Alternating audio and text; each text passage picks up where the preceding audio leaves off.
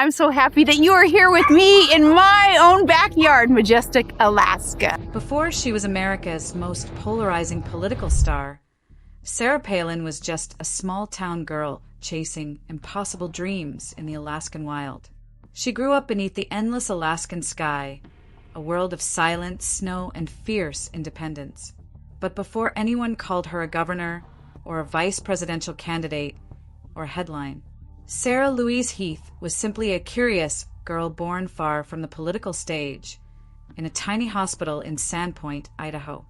3 months later, her parents packed everything they owned into a car and drove north to Alaska, to a land where winters bit hard and survival demanded grit.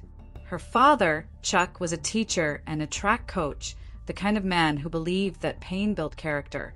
Her mother, Sally, worked at a local school, warm-hearted but firm. Together, they raised their daughter to shoot straight, both with words and with rifles. Sarah's childhood wasn't glamorous, but it was electric with purpose. She hunted, fished, and learned to drive a snowmobile before most kids her age could drive a car. And on the high school basketball court, her fire earned her a nickname that would stick for life, Sarah Barracuda. Even then, she played to win. But no one could have guessed how far that fearless girl from Wasilla would go, or how much the world would judge her when she finally reached the top. Because behind every Alaskan sunrise lay a story of ambition, betrayal, and a woman who refused to play by anyone's rules but her own. By the time Sarah left high school, her hunger for life was unstoppable. The icy landscapes of Alaska had forged her into something tougher than most people could imagine. But deep inside, she still carried that restless spark, the need to prove she could be more than just another small-town girl. So in 1984, Sarah did something no one expected. She stepped into the glittering lights of the Miss Alaska pageant. The girl who once hunted moose in the snow now walked across a stage in high heels, smiling through nerves that could have frozen steel. It wasn't about vanity. It was about testing herself.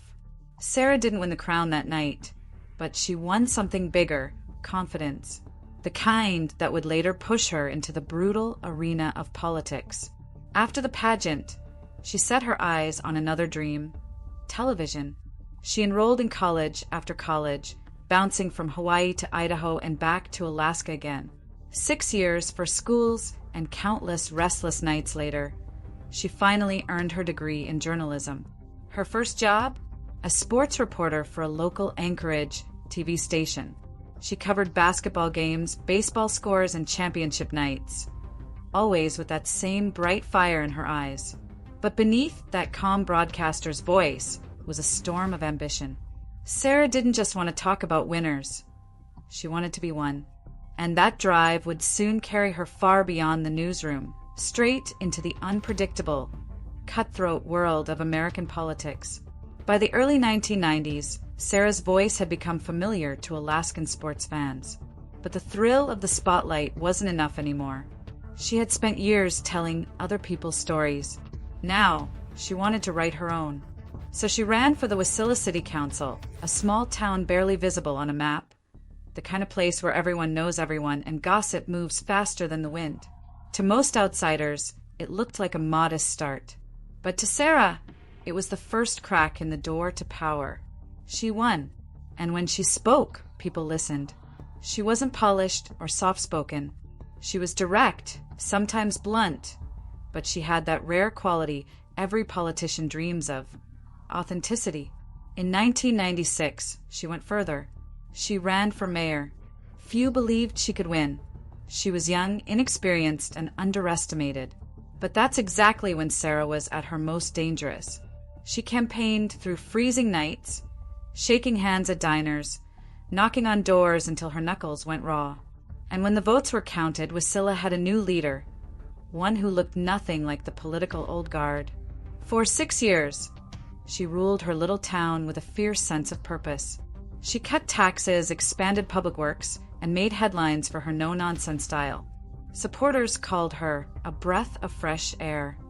Critics called her reckless. But Sarah didn't care what they called her, as long as they remembered her name. When her term limits ended, she didn't rest.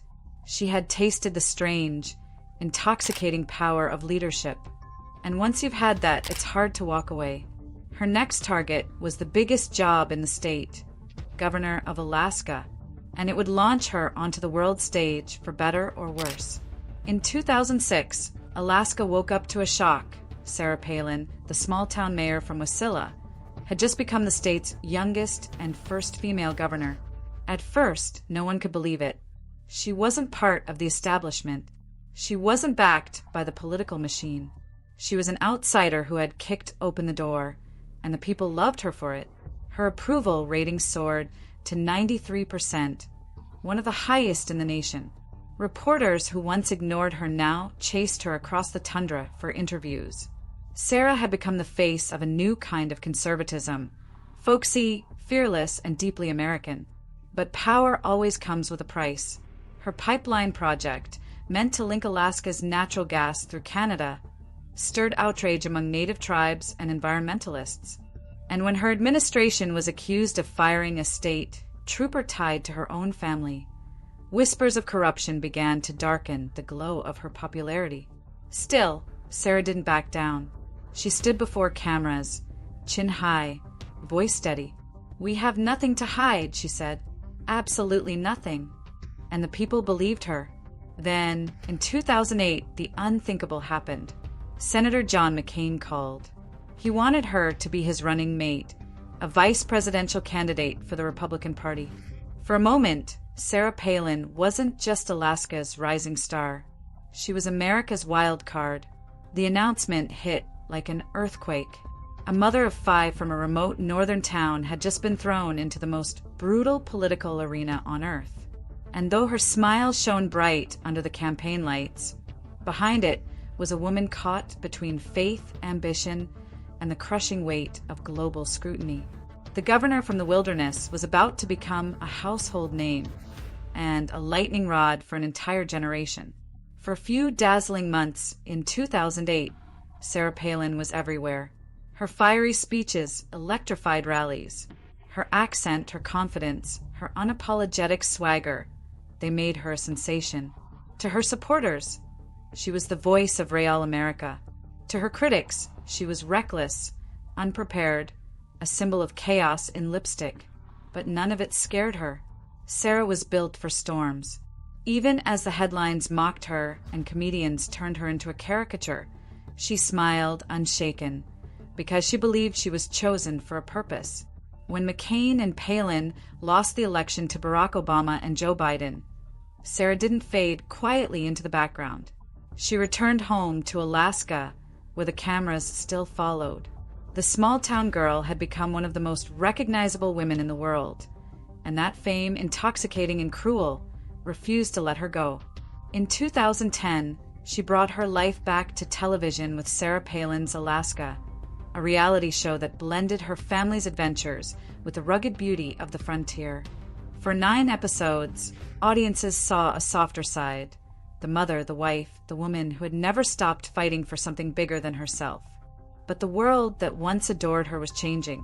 Politics had moved on, and Sarah, for all her charisma, no longer fit neatly into its new landscape. She tried writing her own story, literally in her memoir, Going Rogue. The book was a success, yet it couldn't rewrite the scars left by years in the public eye.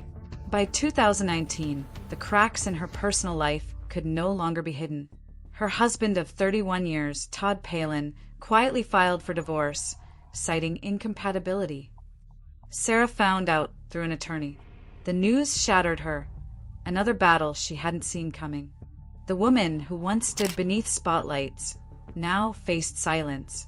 And for the first time, she had to decide who Sarah Palin was, without the cameras, without the stage, without the fight.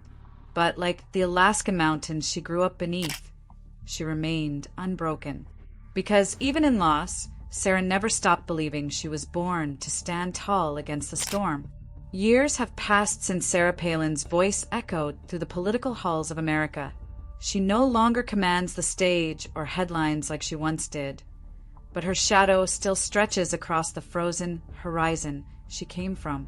To some, she's a symbol of rebellion, the woman who challenged Washington and made the establishment tremble. To others, she's a cautionary tale, a reminder of how quickly fame burns through those unprepared for its heat. But the truth lies somewhere in between. Sarah Palin didn't just appear, she collided with history. She represented a new kind of leader, raw, emotional, deeply human. A woman who could speak to millions and still sound like she was talking to her neighbor. Her story is one of contradictions.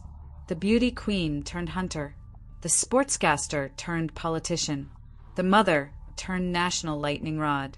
Each version of Sarah came from the same place, that restless fire born under the northern lights.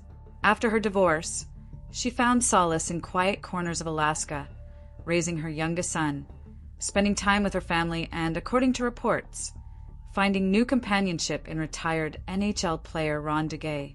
There are fewer cameras now, fewer interviews, but that doesn't mean she's gone, because women like Sarah Palin don't disappear. They wait, patient, calculating, until the next storm calls them back.